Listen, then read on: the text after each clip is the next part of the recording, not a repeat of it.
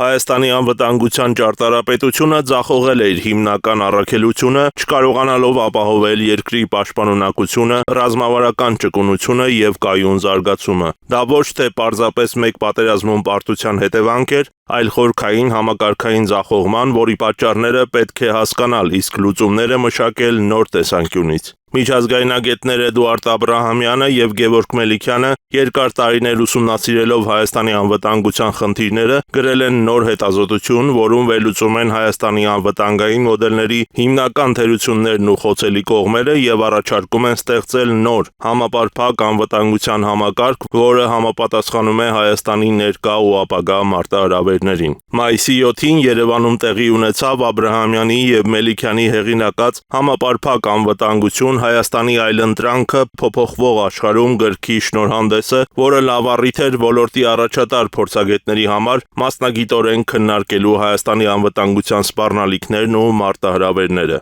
Գրքի համահեղինակ Գևորգ Մելիքյանը շեշտում է. Հայաստանն այսօր պաշտպանվելու խնդիր ունի։ Այս գիրքն այն մասին է, թե ինչպես պետք է դա անի եւ ինչպես պետք է կառուցի իր անվտանգության համակարգը։ Եկանք մի իրավիճակի, որտեղ հասկացանք, որ մեզ պետք է նոր մոտեցում Հայաստանի անվտանգային ճարտարապետությունը փոխելու համար։ Այս չի նշանակում իհարկե, որ որոշում կայացնողները վերցնելու են եւ միանգամից կիրառելու են, մենք առաջարկում ենք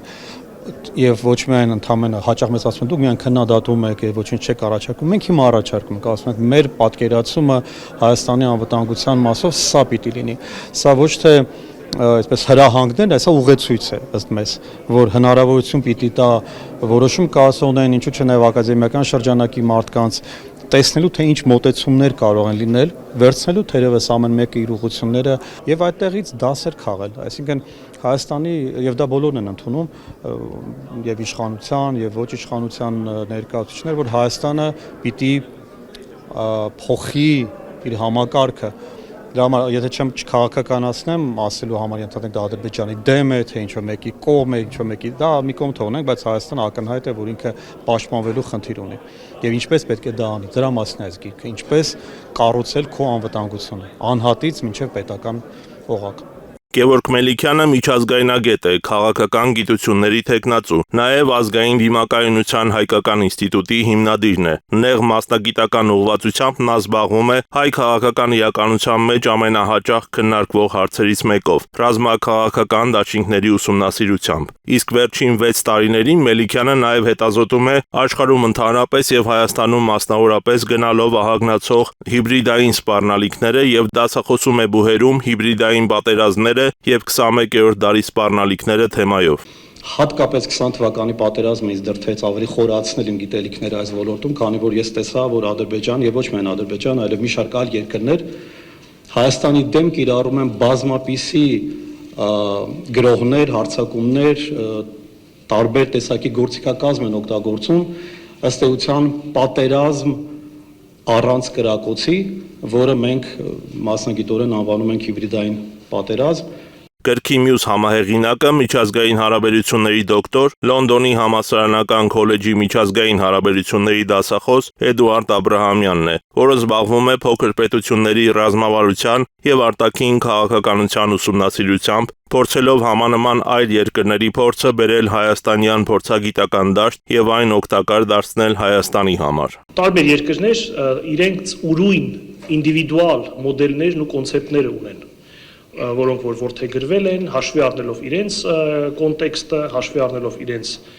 սպառնալիքները, սպառնալիքների միջավայրի գնահատականը, կարողությունները, ունակությունները եւ այլն։ Եվ քանի որ ընդունված չէ մեկ ընդհանուր մոդել, թե ինչ է համապարփակ անվտանգության համակարգ, մենք նախ ձևակերպել ենք մեր գրքի, այսպես ասած, սահմանումը, մենք սահմանում ենք ՀԱՀ-ն կոնկրետ մեր աշխատության մեջ որպես ստուգաբանություն, կամ սահմանում ազգային անվտանգության ժամանակակից մոդել եւ համակարգ, որը ներառում է սպառնալիքների եւ ռիսկերի տարբեր տիպերի ամբողջական եւ լայնածավալ կառավարում, ապահովելու համար պետության եւ նրա բոլոր բաղադրիչների անվտանգությունն ու անխափան աշխատանքը բոլոր իրավիճակներում։ Հիմա քանի որ բոլոր երկրների մոտ, որոնք որ մենք փորձել ենք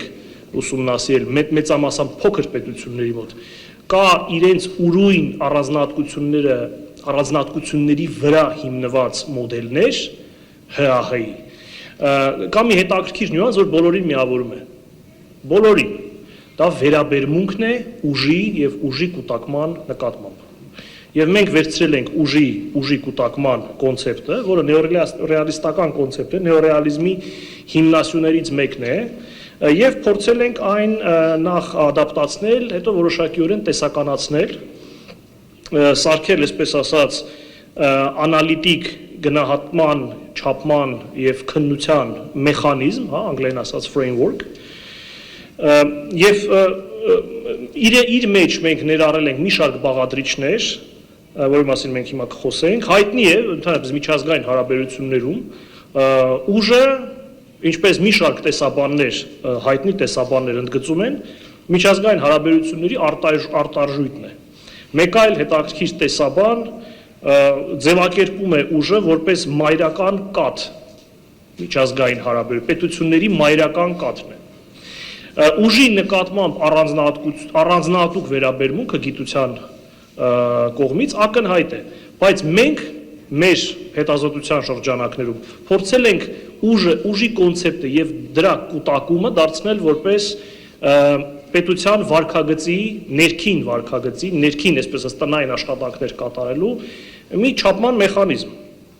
Համապարփակ անվտանգություն Հայաստանի այլընտրանքը փոփոխվող աշխարհում գիրքը դարձել է երկու միջազգայնագետների մասնագիտական տարբեր ուղղվածության գիտելիքների ու փորձի հետաքրքիր համադրությունը իշահս հայ քաղաքական մտքի զարգացման։ Ուժի տեսական հայեցակարգի եւ փոքր պետությունների փորձի քննադատական հետազոտության հիման վրա աշխատությունն առաջարկում է նորարարական մոտեցում։ Այն միավորում է ազգային դիմակայունությունը, ռազմավարական կառավարումը եւ արտաքին քաղաքական հավասարակշռումը երկարաժամկետ ինքնիշխանություն եւ կայունություն ապահովելու նպատակով։ Փորձագետները բյուրեղացրել են իրենց գիտելիքներն ու փորձը այս գրքում, առաջ քաշելով հաճախ արծարծվող, բայց գործնականում այդպես էլ կյանքի չկոչված պաշարված ամրոցի հայեցակարգը, որն առանցքային ելակետ է Հայաստանի անվտանգության միջավայրի խնդիրները հասկանալու համար։ Ըստ հեղինակների ավելի քան 30 տարվա ընթացքում Հայաստանի իշխանությունների վարած քաղաքականությունն այդպես էլ չհարմարեցվեց պաշարված ամրոցի ընկալմանը եւ հետեւաբար Հայաստանի Հանրապետությունը չկարողացավ դիմագրավել մարտահրավերներին, կուտակել ներքին եւ արտաքին ուժ, ինչպես նաեւ չավելացրեց իր ներքին ռեսուրսը եւ չբազմազանեցրեց ռազմաքաղաքական համակարգը։ Սակայն հեղինակները չեն կենտրոնացել զուտ 44-օրյա պատերազմի կամ Հայաստանի դեմ այլ ռազմական ագրեսիաների վրա, այլ փորձել են անկախ Հայաստանի ավելի քան 30 տարվա սխալներին ու ռազմավարական բաստողումներին նայել ամբողջության մեջ եւ առանձնացնել հիմնական այն կետերը, որոնք իրենց կարծիքով խանգարել են կատարելու պետության ստանձնած հիմնական պոզիտիվ պարտավորությունը՝ անվտանգության ապահովումը։ Այս համատեքստում փորձագետները Հայաստանի անվտանգության ճարտարապետության ձախողման առանցքային պատճառներից են համարում քաղաքական վերնախավի անվտանգության բնագավառում ռազմավարական հստակ պլանավորումը չհասկանալը, ռազմաքաղաքական եւ կադրային սխալները, անվտանգության տարբեր ոլորտների, ինչպես նաեւ պետական եւ ոչ պետական կառույցների միջև ոչ արդյունավետ համագործակցությունը, ուղղաձիգ կառավարումը, օլիգարխիկ համակարգը, քաղաքական եւ ռազմական վերնախավերի կոռումպացված լինելը, շրջապատող երկրների ռազմաքաղաքական ներուժի թերագնահատումը եւ համակարգային մի շարք այլ խնդիրներ։ Գրքի շնորհանդեսին եւ դրան հաջորդած քննարկմանը մասնակցած հայտնի քաղաքագետները նույնպես ցավով արձանագրում էին Հայաստանի անվտանգության համակարգի ձախողումը, հատկապես վերջին տարիներին։ Modus Vivendi վերլուծական կենտրոնի ղեկավար քաղաքագետ եւ դիվանագետ Արա Պապյանի խոսքով այդ ձախողման ամենավառ դրսևորումը Հայաստանի եւ Ադրբեջանի միջև բանակցված խաղաղության համաձայնագրի տեքստն է, որի բոլոր 17 կետերն ըստ էության Ադրբեջանի կողմից Փաշինյանի կառավարությանը պարտադրված պահանջներն են։ Սա մեր այն առումով, որ ամերիկյան քաղաքականության մեջ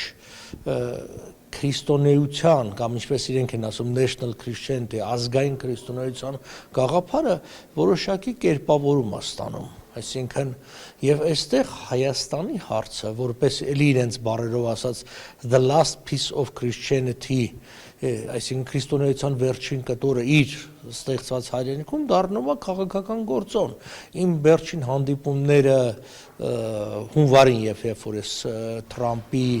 պաշտոնավարից առաջ այնտեղ էի, ինձ զարմացրեց, թե ինչքան այդ հարցը քննարկվում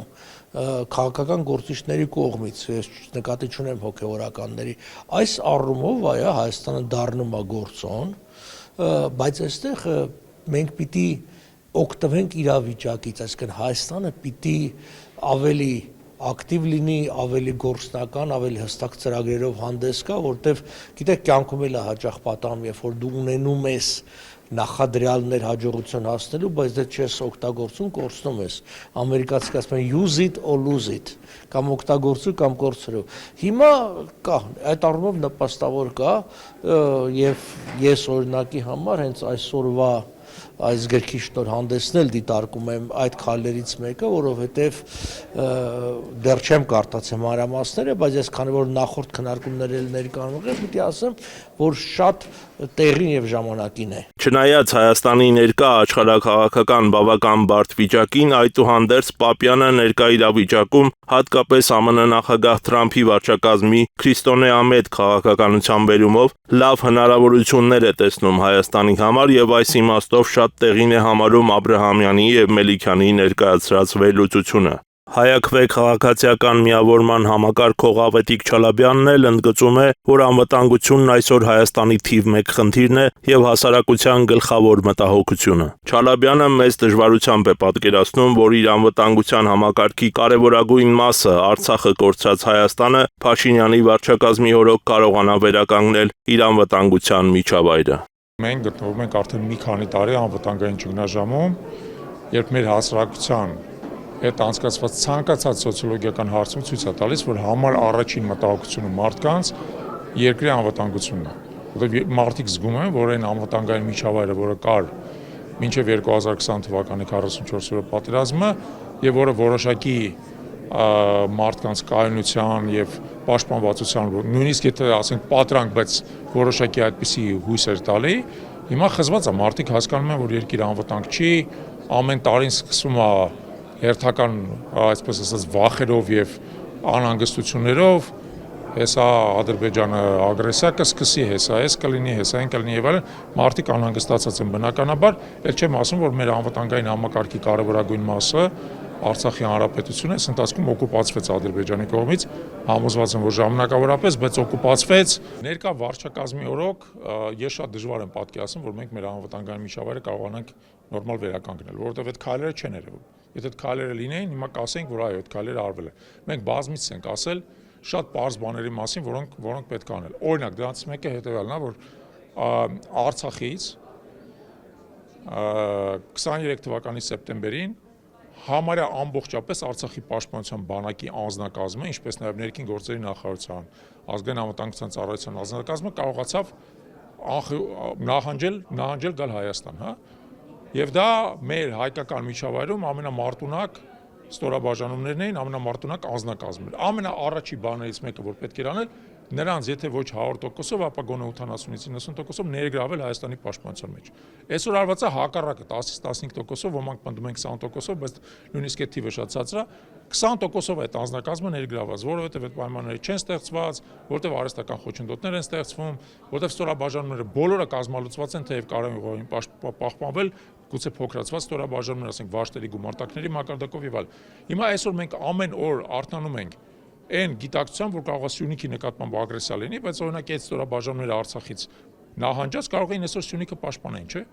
Զենք էլ ունեին, ամեն ինչ էլ ունեն, հա, զենքը այնտեղ թողել են, բայց այդ նույն զենքը ստեղ էլ կար։ Իրանց կարելի էր արագ զինել, իրանք արդեն ներդաշնակեցված էին, իրանք պատրաստ էին գործողությունները, իրանք նույնիսկ տենչում էին, ինչ որ իմաստով երկրի պաշտպանությանը մասնակցել, եւ հիմա այդ մարդիկ երկրի պաշտպանությունից հեռացված են։ Եվ այդ հարցի պատասխանը թե ինչու է այդպես ոչ մեկ չի տվել մինչև հիմա։ Էդուարդ Աբրահամյանի եւ Գևորգ Մելիքյանի համապարփակ անվտանգություն Հայաստանի այլընտրանքը փոփոխվող աշխարհում խորագրով գիրքը լույս է տեսել Արար հիմնադրամի ֆինանսավորմամբ եւ տպագրվել Նյումեկ հրատարակչության կողմից։ Գրքում հեղինակներն ընդգծում են, որ անհրաժեշտ է ստեղծել համապարփակ անվտանգության համակարգ, որը պետք է ունենա ռազմական, ինստիտուցիոնալ, գաղափարական, տնտեսական, տեղեկատվական, քաղաքացիական եւ միջազգային բաղադրիչներ։ Գրքի հավելվածում նրանք ներկայացրել են 17 առաջարկ, թե ինչպես պետք է դա անել։ Համապարփակ անվտանգության համակարգի կոնցեպտը փոփոխվող աշխարհում Հայաստանի տեղը եւ դերը վերաիմաստավորելու կոչ է։ Այն առաջարկում է դուրս գալ անցյալի խորհրդային հարացույցից եւ կառուցել մի համակարգ,